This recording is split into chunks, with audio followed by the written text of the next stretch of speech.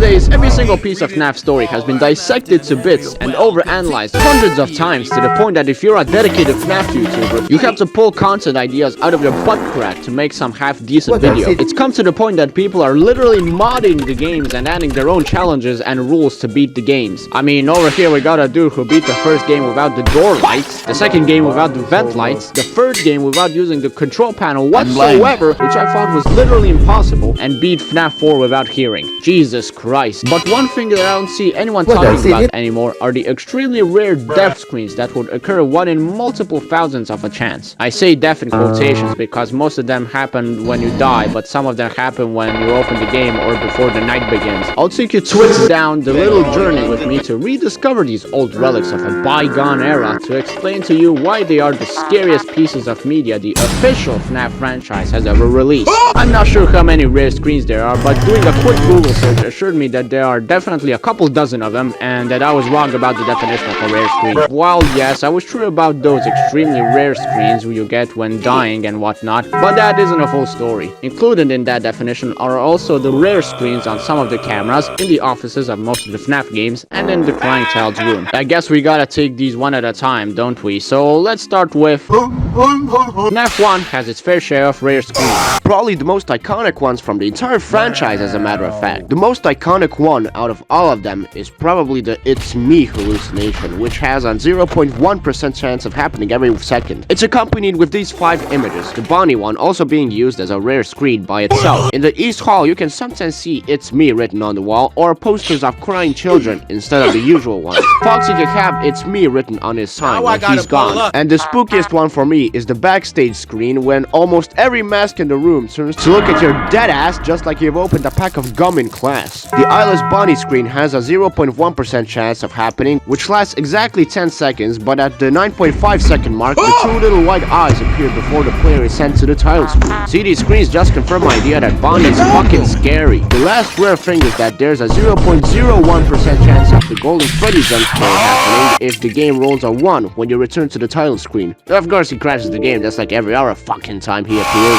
FNaF 2 has its fair share of rare screens as well. The animatronic related ones are Shadow Bonnie appearing in your office and Shadow Freddy in the parts and service room, both of whom crash the game if you stare at them long enough. See, what did mom tell you? It's impolite to stare. Endo can appear in the prize corner and in the left vent after the puppet has been summoned from hell, and JJ can appear under the desk, which I'm pretty sure everyone thought was a hoax at the time, so it's actually pretty neat that some rumor actually turned out to be true. The paper plate doll can appear in your office, where it's usually located in part of room 4. It is suspected that Chica may be the culprit for this one.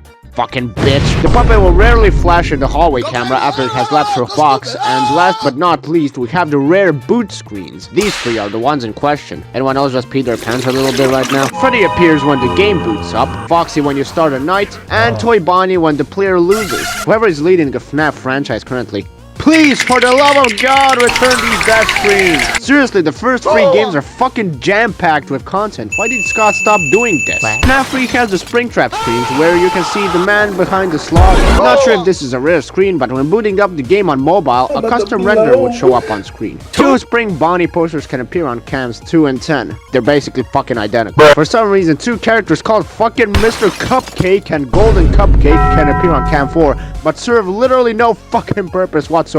The real star of the hidden animatronics in this game is Shadow Freddy in the corner of your office. This is yet another rumor I thought was a hoax, because honestly it looks like it's edited around there. Also, 2 paper plate dolls can appear in your office. Not a lot to say about them. FNaF 4 has only 3 screens. The things that can appear are either some pills for this kid's crippling depression, an IV drip, or some flowers can appear next to the bed. That's literally it. Sister Location got Loredff and Yendo as rare animatronics. Loredff can appear instead of Ennard's masks, and Yendo can appear in the Funtime Auditorium instead of Foxy. Mini-arenas can appear in a lot of spaces. In the primary control module to the left, in my fucking crib also to the left, and can jump out of the fucking popcorn like some type of circus act. I mean, I guess that's fitting. Bidybab can appear during the elevator segment, and once again in my homie's crib to the right in the darkness. When booting up the game or entering somewhere, these 4 blueprints have a chance of appearing. Basically, this serves as a massive lore dump and a child dump. Pizzeria Simulator just has these 4 rare screens. Lefty, through this screen we find out he's just a pup in the disguise. Scrap Baby looking hella fresh. Molten Freddy doing